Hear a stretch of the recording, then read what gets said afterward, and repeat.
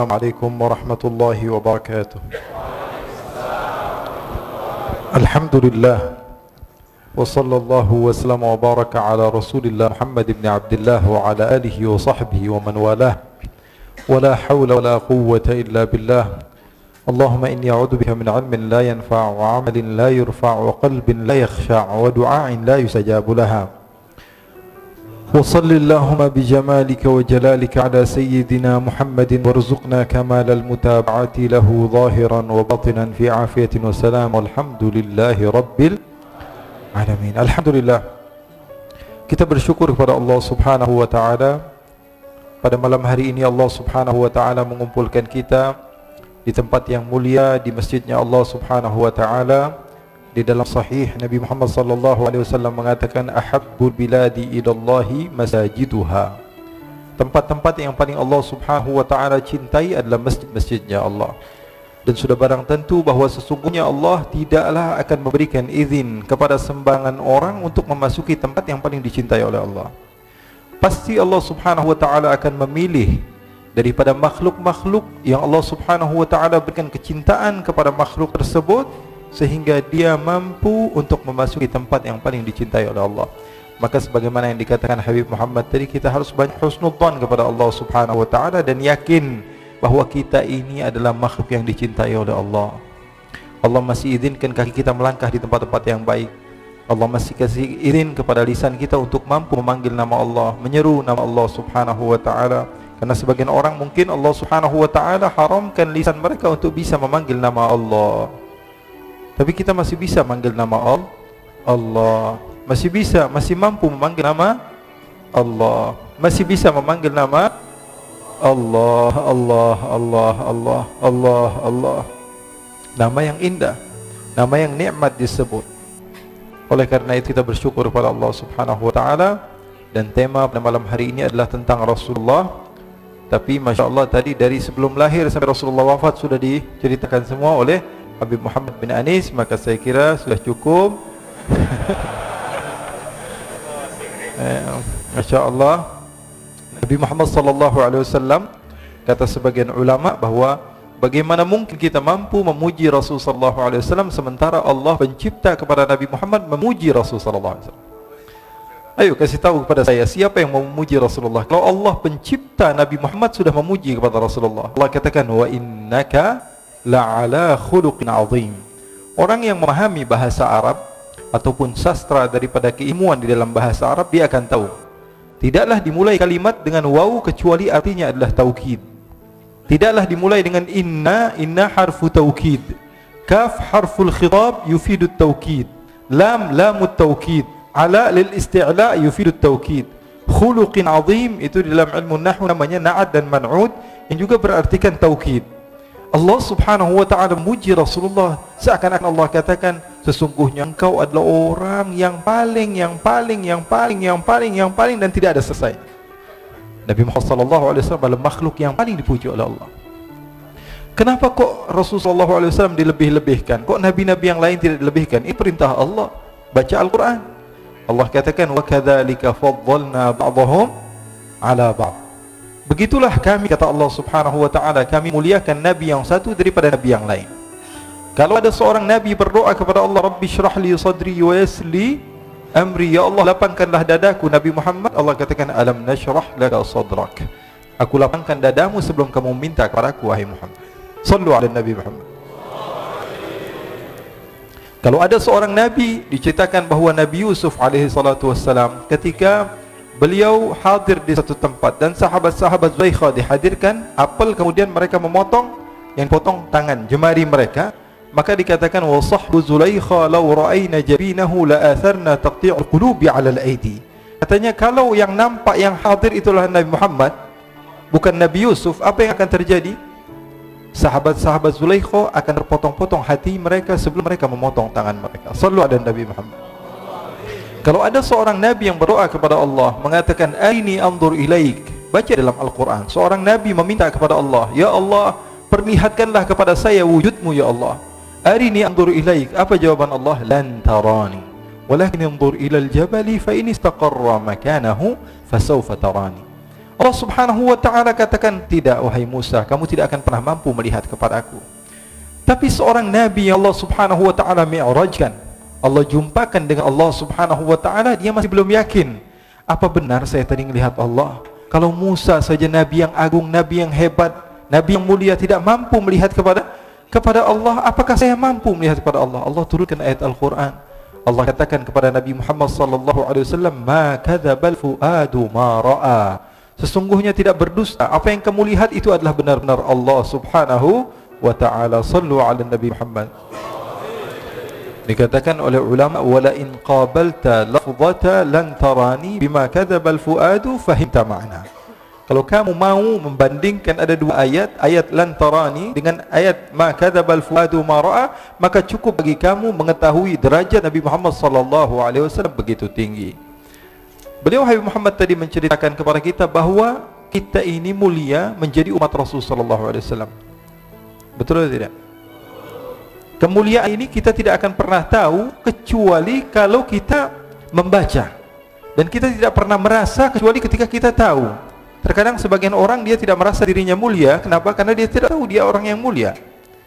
Mutiara dia letakkan di jalanan, karena dia tidak mengenal, maka dia akan menyamakan antara bebatuan biasa, kerikil dengan emas. Bagi dia tidak ada bedanya. Kenapa? Karena dia tidak tahu.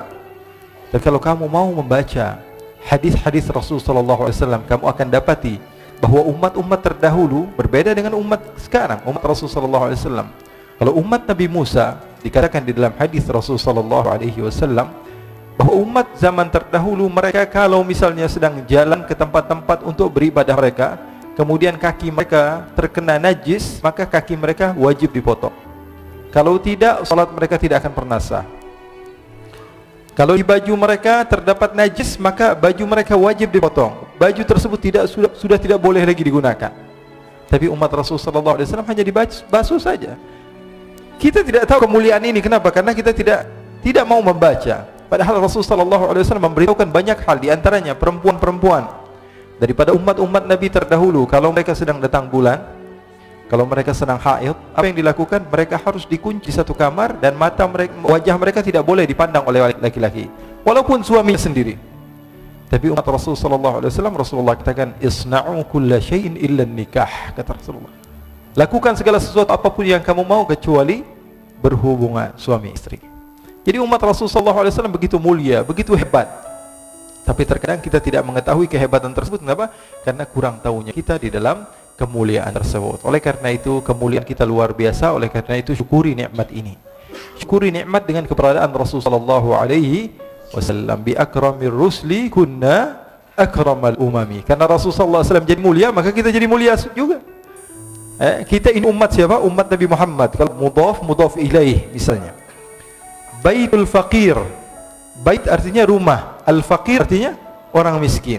Ketika rumah tersebut disandarkan kepada orang miskin, maka rumah tersebut menjadi hina. Tapi kalau baitul ghani, rumah juga, tapi disandarkan kepada orang kaya, maka rumah tersebut menjadi mulia.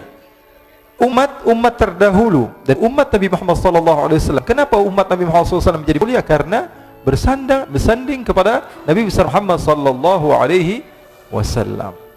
Kita sering baca Quran. Setelah kita baca Quran, kita cium Al-Quran. Yang kita cium apa? Kulitnya, jilidnya, betul tidak? Sampulnya. Coba kasih tahu pada saya, ada atau tidak ulama yang mengatakan sampul Al-Quran termasuk dari Al-Quran? Cari ulama manapun, mereka tidak akan mengatakan bahwa sampul Al-Quran termasuk daripada Al-Quran. Al-Quran itu ya dari pertama tadi, Bismillahirrahmanirrahim sampai Qul a'udzu birabbin nas. Sampul Al-Quran termasuk Quran atau bukan? Bukan termasuk Al-Quran. Tapi kenapa kok kita setelah membaca Al-Quran kita tutup, kita cium sampul Al-Quran? Kenapa?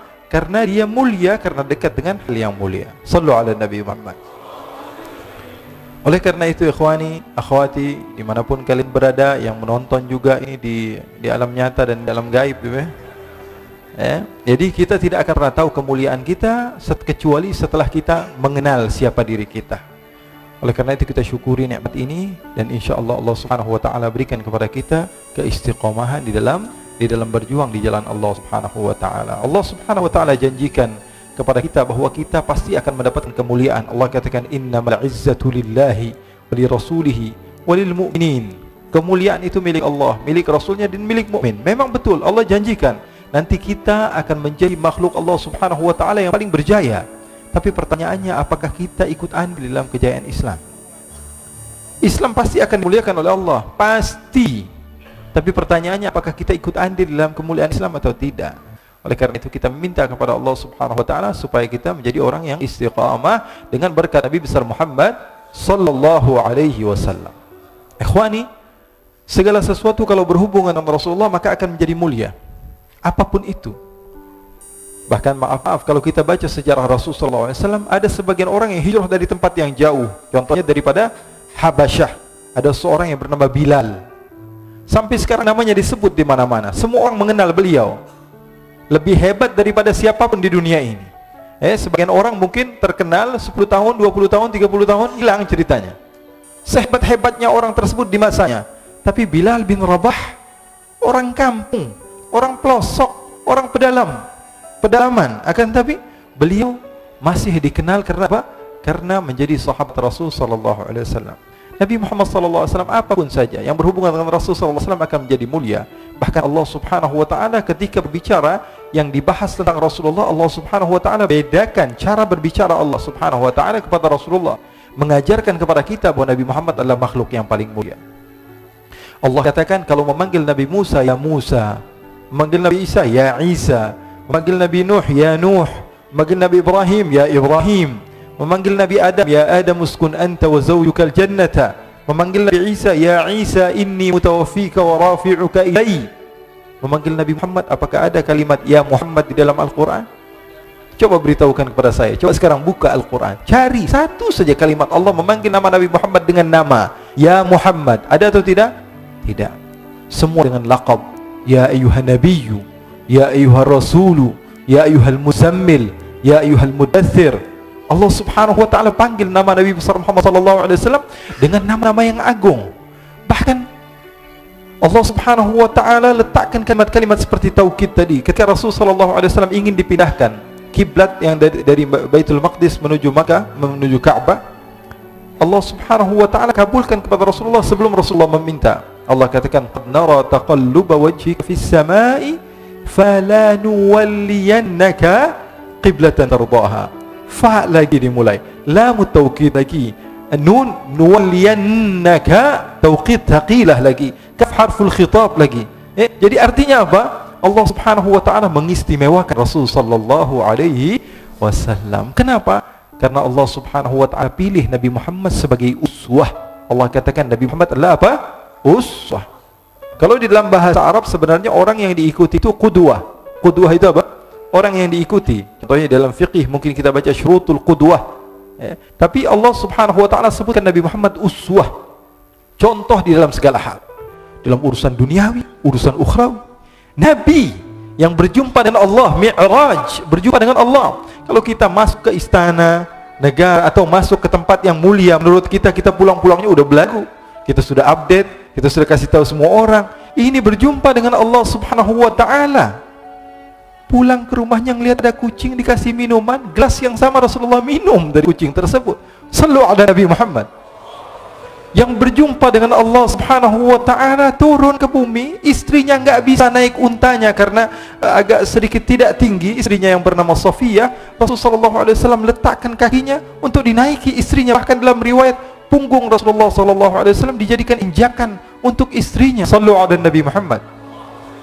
Bahkan Rasulullah sallallahu alaihi wasallam tidak malu.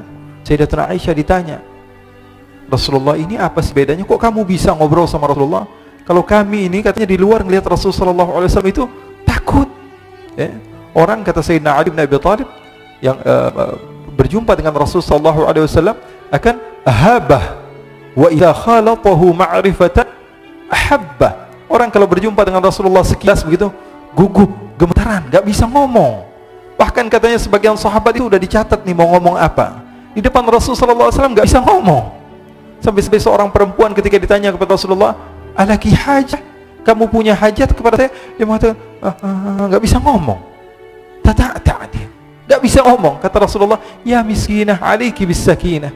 Wahai orang perempuan yang aku kasihan kepadamu, tenang saja. Saya ini tidak ada beda dengan kamu. Saya ini adalah apa? anak daripada seorang perempuan yang makan dendeng, kata Rasulullah. Dendeng apa dendeng itu namanya? Dendeng. Ya, makan daging, kata Rasulullah SAW. Tidak ada bedanya. Nabi Muhammad SAW kata sahabat, wahai Aisyah, kok bisa? Ini Siti Aisyah kan selalu banyak terkadang masalah-masalah yang diceritakan oleh Siti Aisyah. Bahkan Siti Aisyah pernah menceritakan, kami ini pernah punya masalah sama Rasulullah. Saya ini pernah punya masalah sama Rasulullah. Suatu saat saya ngambek sama Rasulullah. Akhirnya Rasulullah mengatakan, wahai Aisyah, kita cari jalan keluar. Gimana caranya supaya kita baikan? Kata Rasulullah SAW, gimana kalau saya panggil penengah antara kita berdua? Kata Aisyah, oke wahai Rasulullah. Kemudian Rasulullah mengatakan, apakah kamu mau Umar? Umar nggak mau, Umar orangnya keras. Apakah kamu mau Utsman? Utsman nggak. Utsman ini orangnya terlalu pemalu. Jadi Rasulullah menawarkan, apakah Ali bin Abi Thalib? Ali bin Abi Thalib sepupu kamu dan menantu kamu ya Rasulullah, pasti dia akan memenangkan kamu. Terus kamu maunya siapa? Abu Bakar As-Siddiq. Nah, Abu Bakar orang yang tepat katanya. Orangnya bijak, padahal bapaknya sendiri. Siti Aisyah mengatakan apa? Ini orang yang bijak, orang yang tepat. Ya sudah, panggil Abu Bakar. Dipanggil Sayyidina Abu Bakar As-Siddiq. Sayyidina Abu Bakar sudah malu nih di hadapan Rasulullah SAW. Ada apa ya Rasulullah? Kata Rasulullah SAW, wahai Abu Bakar, saya memanggil kamu ke tempat ini untuk menjadi penengah antara saya dan Aisyah. Karena saya memiliki masalah, kamu bukan sahabat saya dan kamu bukan ayah daripada Aisyah. Sekarang kamu sebagai penengah antara masalah kami berdua. Kata Sayyidina Abu Bakar, oke ya Rasulullah. Duduk Sayyidina Abu Bakar. Maka Sayyidina Abu Bakar bertanya, siapa yang mau menceritakan? Maka Rasulullah SAW katakan, wahai Aisyah, saya atau kamu dulu yang memulai? Maka Sayyidatuna Aisyah mengatakan, kamu dulu yang memulai ya Rasulullah, tapi tolong jangan berdusta. Sayyidatuna Aisyah mengatakan hal yang sedemikian rupa, kamu saja ya Rasulullah yang berkata dahuluan, tak akan, tapi tolong jangan dusta. Sayyidina Abu Bakar berdiri marah, langsung mau memukul Sayyidina Abu Bakar. Masa Rasulullah kamu katakan pendusta? Masa Rasulullah kamu katakan berbohong? Ketika mau ditampar oleh Sayyidina Abu Bakar, ditahan oleh Rasulullah SAW. Kata Rasulullah, aku memanggil kamu ke sini bukan untuk memukul istri saya, tapi saya memanggil kamu ke sini untuk menyelesaikan masalah saya dan Aisyah. Maka larilah Sayyidina Abu Bakar, disuruh pulang oleh Rasulullah SAW. Lalu Sayyidatuna Aisyah memeluk Rasulullah dan mengatakan, Rasulullah SAW katakan pada Sayyidatuna Aisyah, kamu lihat betapa hebatnya suami kamu menyelamatkan kamu dari musuh kamu. Sehingga Sayyidatuna Aisyah malu dan mendekat kepada Rasulullah SAW. Ikhwani, Rasulullah SAW kehidupannya seperti kita, tidak ada beda. Jadi jangan kira bahwa sungguhnya kehidupan Rasulullah SAW ketika itu hanya khusyuk dalam ibadah saja. Tidak, Rasulullah SAW hidup dengan kesenangan, hidup dengan keharmonisan, hidup dengan apa? Hidup dengan canda, tawa. Rasulullah SAW didatangi seorang perempuan bawa air. Ya Rasulullah, tolong doakan suami saya sedang sakit ya Rasulullah. Kata Rasulullah, siapa suami kamu? Suami saya Jabir bin Abdullah. Oh, yang matanya ada hitamnya ya, kata Rasulullah. Bingung istrinya, ada hitamnya atau tidak? Coba, kata Rasulullah, kamu pulang dulu, kamu lihat ada hitamnya atau tidak. Pulang dia, ditanya sama suaminya, sudah dapat doa dari Rasulullah? Rasulullah tanya, mata kamu ada hitamnya atau tidak? Maka kata Jabir bin Abdullah, dia mengatakan semua mata pasti ada hitamnya. Akhirnya dia pun pulang ke Rasulullah SAW dan mengatakan, ya Rasulullah, suami saya matanya ada hitamnya. Sehingga Rasulullah SAW tersenyum. Rasulullah SAW pernah didatangi seorang wanita. Kemudian Rasulullah datang ke rumah Siti Aisyah. Ketika itu Siti Aisyah sedang duduk sama nenek yang sudah tua. Kata Rasulullah SAW, wahai Aisyah, siapa itu? Ini sahabat saya Rasulullah, sering duduk sini ngumpul sama saya, kata Siti Aisyah. Kata Rasulullah SAW, kasih tahu dia nggak bakalan masuk surga. Dikasih tahu sama Siti Aisyah, nangis ini nenek ini. Akhirnya pulang ke rumahnya nangis terus menerus setiap hari, sehingga dia tidak pernah datang lagi ke rumah Siti Aisyah. Rasulullah tanya, mana nenek-nenek yang biasa duduk sama kamu wahai Aisyah? Sekarang sudah selalu nangis ya Rasulullah. Kenapa? Karena dia dikatakan oleh engkau, ma yantiqu anil hawa in huwa illa yuha. Nabi Muhammad tidak mungkin berdusta. Nenek ini yakin dia tidak akan pernah masuk surga. Maka Rasulullah SAW tersenyum dan mengatakan, wahai Aisyah, bukan itu yang kumaksud. Nanti kalau dia masuk surga, dia berubah, nggak jadi nenek-nenek lagi. Di surga tidak ada nenek-nenek, kata Rasulullah SAW. Ini riwayatnya sahih. Bahkan, ikhwani, diriwayatkan oleh Imam Ahmad bin Hanbal dalam musnadnya, bahwa ada seorang laki-laki yang bernama Nuaiman. Ini Nuaiman, di kehidupan Rasulullah SAW ada orang yang seperti itu gitu. Orang yang sering minum minuman keras. Rasulullah SAW marah, murka. Rasulullah kalau yang berhubungan dengan Rasulullah tidak marah. Tapi kalau sudah berhubungan dengan agama, Rasulullah SAW adalah orang yang paling marah, orang yang paling istiqamah dalam kebenaran. Maka Rasulullah panggil Nuaiman, apa yang kau lakukan? Dia katakan, aku minum minuman keras ya Rasulullah. Rasulullah cambuk dia. Kemudian dia bertobat kepada Allah. Kemudian ketahuan lagi minum. Kemudian dicambuk lagi oleh Rasulullah SAW, sehingga sebagian sahabat memukul dia dengan pukulan yang banyak. Sehingga apa yang berlaku? Sebagian sahabat mengatakan, la'natullahi ala Nuaiman. Semoga Allah melaknat Nuaiman. Dia mempermainkan Rasulullah. Dia bilang sudah mau taubat tapi minum lagi. Dia bilang sudah mau taubat tapi minum lagi. Maka Rasulullah SAW mengatakan, la tal'anuh fa innahu yuhibbullaha wa rasulah. Kata Rasulullah, jangan kamu laknat Nuaiman, karena dia itu cinta sama Allah, cinta sama Rasulnya. Dalam riwayat dia dicintai Allah dan dicintai oleh Rasulnya Muhammad sallallahu alaihi wasallam. Ibn Majah menceritakan bahwa Nuaiman ini pernah suatu waktu diajak oleh Sayyidina Abu Bakar pergi ke negeri Syam. Negeri Syam itu di mana? Seperti yang diceritakan tadi, antara daerah Suriah, Lebanon, Yordania, kemudian Palestina. Daerah seperti itu. Umumnya orang Quraisy pada masa itu mereka memiliki rihlah berdagang, membeli dagangan ke Syam, kemudian dijual lagi di kota Makkah. Ketika itu Rasulullah SAW didatangi Abu Bakar. Sayyidina Abu Bakar mengatakan kepada Rasulullah, ya Rasulullah, saya mau izin ya Rasulullah. Mau apa? Saya mau ajak dua sahabat kamu ini ikut berdagang ya Rasulullah. Siapa? Kata Rasul? Nuaiman. Kata Rasulullah SAW, Nuaiman kamu mau ajak? Mau ngapain? Biar seru-seruan aja ya Rasulullah. Kata Rasulullah, ya sudah, saya izinkan kamu bawa Nuaiman. Ketika itu Sayyidina Abu Bakar membawa Nuaiman sama satu sahabat namanya Suwaibid ibn Harmalah. Siapa namanya? Suwaibid ibn Harmalah. Ini sahabat Rasulullah SAW yang memiliki sifat yang berbeda-beda. Kalau Nuaiman ini aneh. Pernah Rasulullah SAW dibawain makanan banyak, dikasih Rasulullah, dikasih sahabat semua. Semuanya sudah makan, tiba-tiba si Nuaiman ini, sahabat Nabi Nuaiman mengatakan kepada Rasulullah, ya Rasulullah, ini yang penjualnya, tolong kau yang bayar ya Rasulullah. Makanan udah habis. Makanan udah habis. Rasulullah SAW bingung, saya yang bayar. Akhirnya Rasulullah katakan kepada sahabat, ayo keluarkan uang, kita patungan, kita bayar. Rasulullah aja mainin, apalagi kita orang. Sallallahu ala Nabi Muhammad. Nuaiman diajak Sayyidina Abu Bakar. Kata Rasulullah SAW, benar kamu mau ajak Nuaiman? Iya ya Rasulullah. Diajaklah. Diceritakan dalam riwayat Ibn Majah, diceritakan juga di dalam Siyar A'lam An-Nubala, diceritakan juga di dalam Musnadnya Imam Ahmad bin Hanbal, dalam riwayat Imam Ahmad bin Hanbal. Maka diceritakan Nuaiman diajak oleh Sayyidina Abu Bakar. Sesampainya di negeri Syam, semua dibagi tugas. Fulan bin Fulan kerjaannya ini, Fulan bin Fulan kerjaannya ini. Semua memiliki kerjaan. Nuaiman tanya, wahai Abu Bakar, kerjanya saya apa wahai Abu Bakar?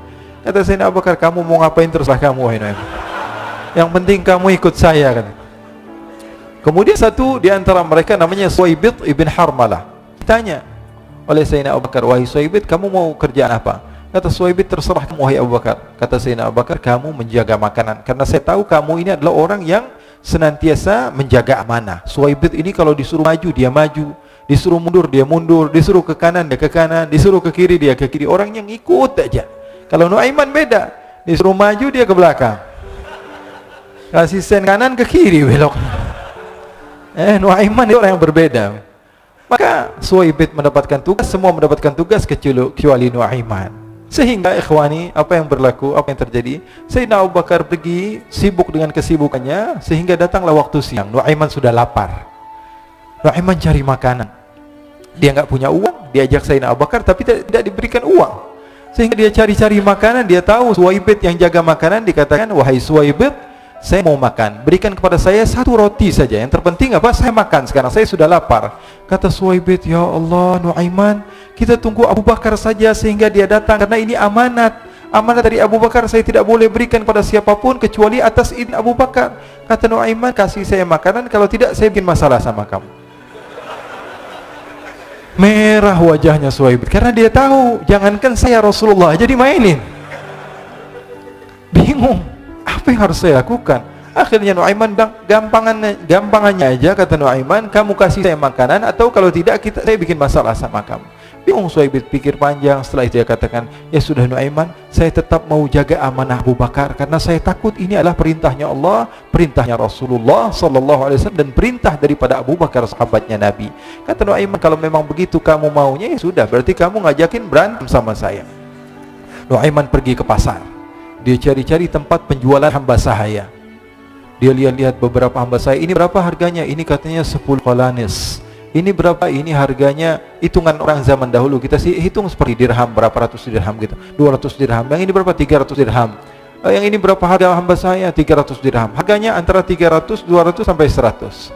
Kemudian Nuaiman mengatakan kepada penjual hamba sahaya tersebut, saya punya juga hamba saya, tapi saya jual cuma 20 dirham saja, murah. Katanya, apa benar ada hamba saya harganya segitu? Iya, karena dia punya aib, ada kekurangan. Apa? Nanti kalau kalian tangkap, dia bakalan teriak, saya ini bukan hamba sahaya tapi orang merdeka. Akhirnya semua orang berkumpul mau beli. Ini Nuaiman sama Nuaiman diajak ke Suwaid bin Harmalah tadi. Kata Nuaiman, itu ada orang yang berdiri sedang menjaga makanan, itu hamba sahaya saya, tangkap saja. Oh baik, diberikan uang 20 dirham, dimasukkan oleh Nuaiman ke kantongnya, kemudian Suwaibid ditangkap. Ketika ditangkap, Suwaibid teriak, saya bukan hamba saya orang merdeka. Maka orang-orang tersebut mengatakan, saya sudah tahu kekurangan kamu. Ini memang kekurangan kamu, memang kamu, tapi saya tidak perlu dengan budget kamu, yang penting kerjanya kamu. Ya kan hamba sahaya untuk apa? Untuk kerja, mau di ngomong apa, mau ngomel terserah, yang penting dia mau kerja. Akhirnya ditangkaplah Suwaibid dan dijual di pasar. Nuaiman punya uang banyak ini. Dia beli makanan, dia beli minuman, dia beli hadiah buat Rasulullah. Dia beli macam-macam di negeri Syam ini. Waktu itu adalah superpower, adidaya Romawi. Pada masa itu semua barang mahal, tapi Nuaiman banyak uangnya. Dia belanja ini, belanja itu, sehingga Sayyidina Abu Bakar pun pulang. Ketika Sayyidina Abu Bakar pulang, Sayyidina Abu Bakar cari, mana ini Suwaibid? Kita semua sudah lapar. Kata Nuaiman dengan mudahnya dia mengatakan, sudah saya jual wahai Abu Bakar. Maka Sayyidina Abu Bakar bertanya, apa yang kau lakukan wahai Nuaiman? Diceritakan oleh Nuaiman dengan jujur. Nuaiman ini orangnya apa adanya, tapi nyusahin. Saya jual. Akhirnya dibawa oleh Nuaiman, Sayyidina Abu Bakar pergi ke mana? Ke pasar, lalu dibeli lagi oleh Sayyidina Abu Bakar As-Siddiq, Suwaibid yang tadinya orang merdeka menjadi hamba sahaya sebentar, kemudian dibeli lagi oleh Sayyidina Abu Bakar. Pulang ke Madinah, kisah ini diceritakan di hadapan Rasulullah SAW. Maka perawi mengatakan, fadhahikan nabiyyu hatta badat nawajiduhu. Ketika diceritakan kisah Nuaiman tersebut dengan Suwaibid, Rasulullah tertawa sejadi-jadinya sehingga gigi geraham Rasulullah SAW nampak di wajah mata para sahabat. Sehingga perawi lain mengatakan 1 tahun berlalu Rasulullah, setiap ada tamu yang datang kepada Rasulullah, Rasulullah akan ceritakan kisah Nuaiman menjual Suwaibid. Jadi ada ikhwani, jangan kalian kira Rasulullah SAW itu hidup di satu masa sahabat-sahabatnya itu seperti ustadz-ustadz yang khusyuk, yang kayak Habib bin Ais ini banyak. Bahkan ikhwani, mungkin di akhir karena masanya sudah habis, pernah suatu waktu Rasulullah SAW didatangi asyraf, delegasi dari beberapa negara yang ingin mengenal apa itu agama Islam. Sehingga mereka datang kepada rumah Rasulullah SAW membawa unta, kendaraan yang ketika itu kendaraan yang paling mahal mereka miliki, untanya yang paling mewah. Diikat di depan rumah Rasulullah SAW.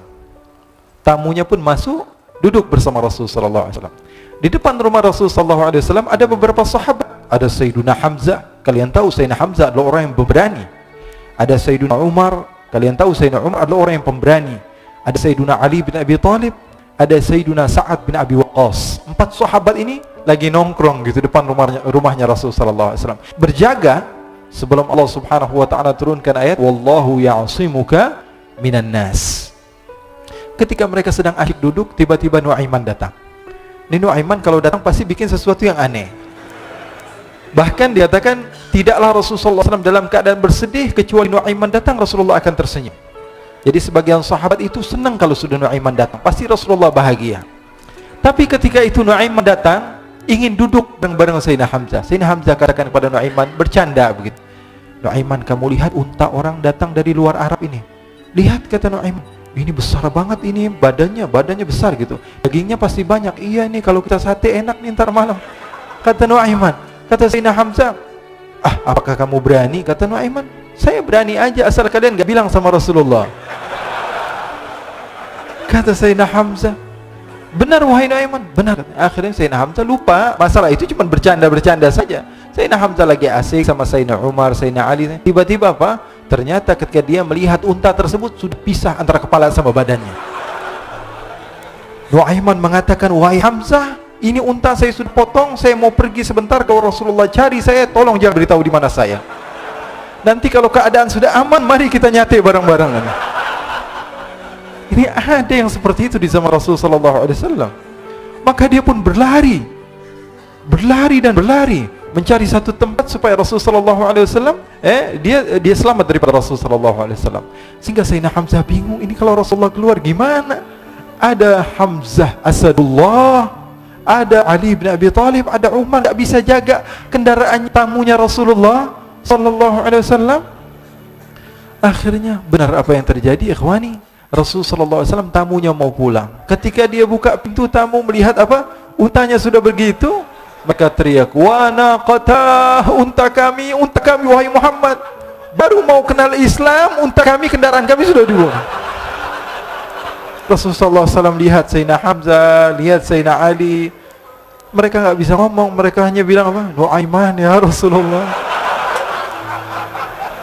Rasulullah perintahkan Sayyidina Umar, wahai Umar, sekarang kamu ambil uang, kemudian kamu gantikan, kemudian kamu berikan 2 kali lipat daripada harta unta ini, sehingga apa?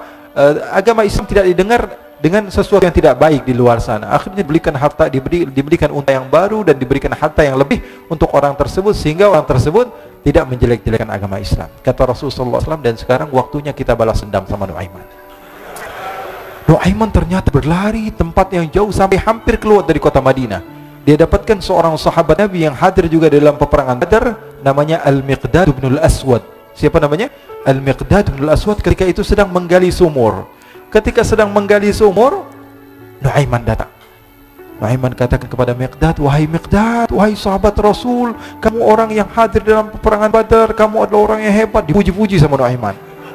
Ada maunya ini. Akhirnya dia bilang, wahai Miqdad, tolong saya. Kenapa wahai Nuaiman, kamu ini kekasihnya Rasulullah, orang yang disayang sama Rasulullah. Kenapa? Saya ini sedang dikejar-kejar orang jahat. Tolong selamatkan saya. Saya pengen masuk ke dalam sumur, boleh atau tidak? Kata Miqdad, siapa yang mengejar kamu? Pokoknya saya dikejar sama orang-orang. Kamu mau atau tidak selamatkan saya? Kata, sudah, selagi kamu itu adalah sahabat Nabi, silahkan kamu masuk.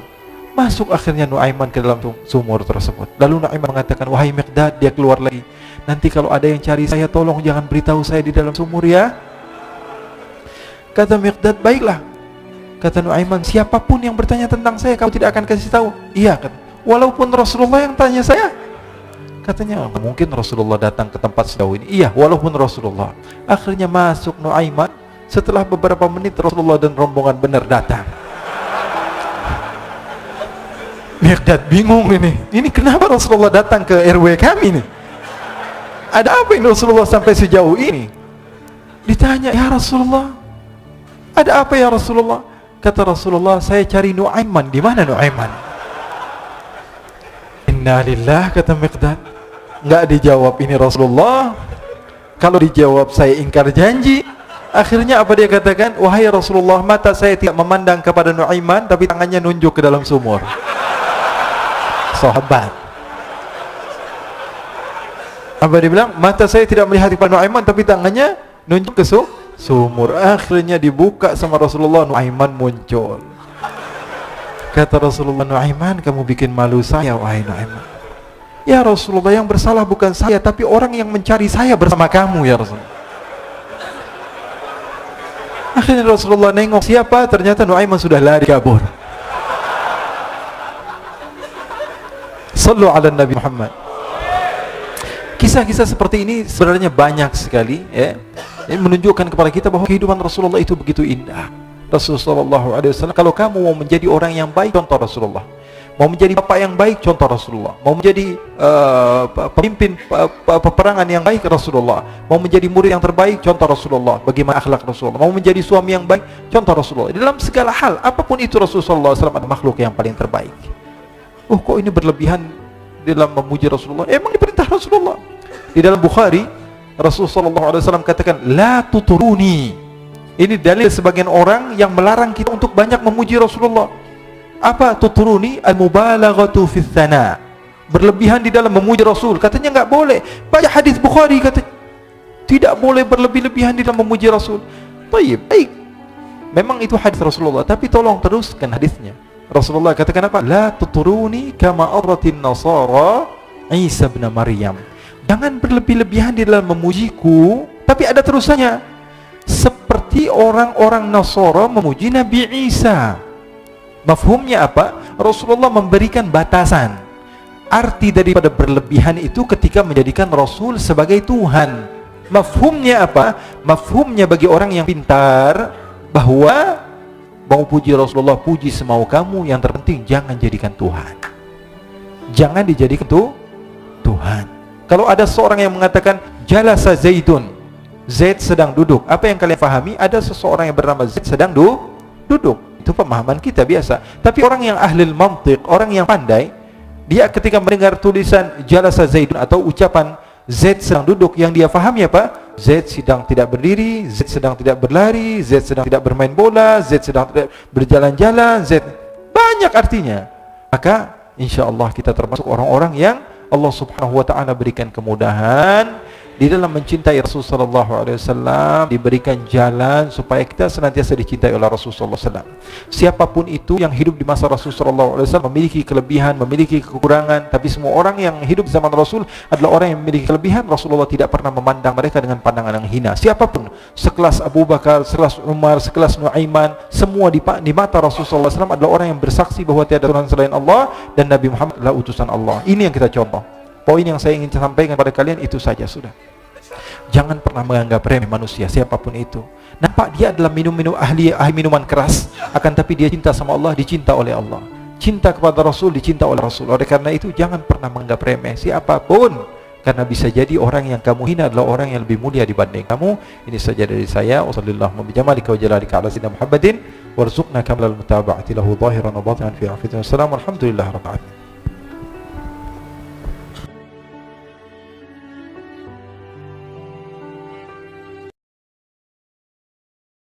Assalamualaikum warahmatullahi wabarakatuh.